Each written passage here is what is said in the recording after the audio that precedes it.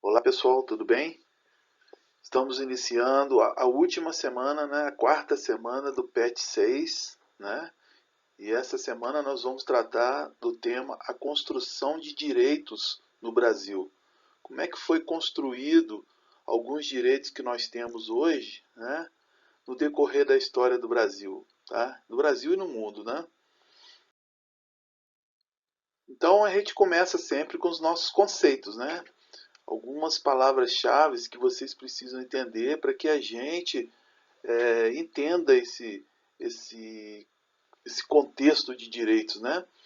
Então, são palavras que estão no vocabulário atual, né? E estão sendo muito discutidas na atualidade, como racismo, né? Que é o preconceito ou discriminação baseada em diferenças biológicas entre os povos, tá? Então, quando você discrimina alguém pela sua raça, né? Isso é racismo, né? E no Brasil, o racismo é crime. Xenofobia consiste no medo ou aversão em relação aos estrangeiros. Então, muitos países pobres que estão passando por crises, por violências, por guerras, né? As pessoas fogem para procurar lugar melhor, né? Onde possa trabalhar, criar seus filhos, né? E desenvolver. E aí, quando chega no outro país, essa pessoa sofre preconceito, né? Não é aceita, né? O pessoal tem medo do estrangeiro que vai viver ali na sua terra, né? E esquece que o mundo é de todo mundo, né? Discriminação, ato de segregar ou de não aceitar uma pessoa ou um grupo de pessoas por conta da sua cor da pele, por causa do seu sexo, da sua idade, do credo religioso, do trabalho, convicção política e entre outros. Então, quando você não aceita, né, a outra pessoa por algum desses motivos, né, você está discriminando a pessoa. Então, isso é discriminação, tá? Preconceito. Preconceito é sentimento hostil, assumido em consequência da generalização apressada de uma experiência pessoal ou imposta pelo medo. Intolerância. Então, preconceito é aquele conceito que você faz antes de conhecer, entendeu? O nome já diz, é um pré-conceito. Então, quando você tira uma ideia da pessoa e você não aceita, já discrimina antes de conhecer, isso é um preconceito, tá? Então, nós vamos falar durante a colonização brasileira, né? A população apresentava ausência de direitos pelo Estado, onde não era garantido acesso à educação, o que dificultava a integração nacional, cultural e a formação de uma identidade do povo brasileiro, né? Então, lá na colonização, durante a colonização, que foi um período muito grande, né, o povo não tinha direito, né? O Estado não dava o direito para a população. Então, a população não tinha acesso à educação, não se integrava culturalmente, né? E aí não formava uma identidade, as pessoas não se consideravam brasileiros, né? Porque não tinha aquela formação cultural, né? É importante salientar que os escravos libertos ou aforreados não conseguiam trabalho, não eram tratados como cidadãos na pós-abolição. Tá vendo? Então, os negros, desde que eles foram libertados lá atrás como escravos, né, como foram alforriados, eles não conseguiram trabalho, né, nem educação, eles não tinham direitos de cidadãos, né, eles não eram considerados como cidadão. Então, depois da abolição, eles foram jogados no mundo e por isso a gente vê hoje esse racismo que o Brasil tem aflorado aí, né, esse preconceito racial, vem dessa época, vem por esse motivo, né?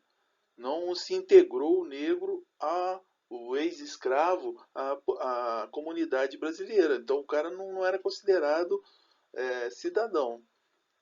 A pobreza, a violência, o desemprego e baixos salários afetam mais os negros que os brancos no Brasil, devido a essas questões históricas. Tá? Então a gente está vendo que toda essa violência, né, todos esses acontecimentos que a gente vê noticiado na TV, nos jornais e tal, se a gente for analisar friamente os números, a gente vai ver que sempre os negros são os mais afetados. né? Os brasileiros, diante da falta de direitos, tinham dificuldades em se reconhecer como membro de uma sociedade unida de laços culturais. Tá vendo? É o que a gente falou lá no início. O povo brasileiro não tinha direito, então ele não se reconhecia como membro daquela sociedade. Consequentemente, ele não se considerava brasileiro, né? Então, com o desenvolvimento tecnológico no mundo, né, no Brasil também não foi diferente, né? Gerou uma drástica mudança no mundo do trabalho. Né? A robotização e a inteligência artificial, além de acelerar a produção e dinamizar o terceiro setor, que é serviços, né, colocou o trabalho humano em uma posição secundária. A concentração de riquezas, acentuada pelo capitalismo financeiro, intensifica e agrava os problemas de desigualdades sociais no mundo. Tá vendo? Então a gente está vendo que esse avanço tecnológico ele está tirando empregos, né? Consequentemente, é, acelerando os processos de produção, consequentemente está colocando o homem em segundo plano. Então as pessoas estão ficando sem emprego, né? E isso agrava mais essa concentração de riqueza na mão de uns poucos, né? E, e aumenta aquela desigualdade social que a gente sempre vem falando nas nossas aulas, né? Que a gente tem que ficar atento a isso. Da onde vem isso? Por isso que a gente estuda história, para a gente entender, né, não se conformar com o que está acontecendo hoje. A gente tem que lutar para melhorar, né? Que isso são questões históricas que estão vindo desde lá da abolição da escravatura, né? Até hoje a gente ainda tem resquícios desses problemas sociais. E qual é a consequência disso tudo? Dessas diferenças sociais, dessas violências? Então a gente falou que a concentração de riquezas acentuada pelo capitalismo financeiro intensifica e agrava os problemas de desigualdades sociais no mundo e fragiliza as relações de trabalho, né? Então, quando você tem essa relação fragilizada, isso gera fome, né? Isso gera crise ambiental, econômica e política, isso gera desemprego estrutural, isso gera xenofobia e racismo. Né? Nós já vimos todos esses conceitos, né? Então a gente está vendo que tudo se origina dessa desigualdade social no mundo e principalmente no Brasil. Tá? O Brasil tem muita desigualdade.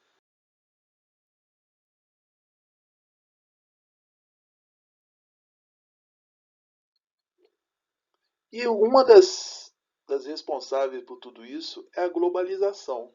Né? A globalização, a riqueza está concentrada nas mãos de pequenos grupos, cada vez menores e mais ricos.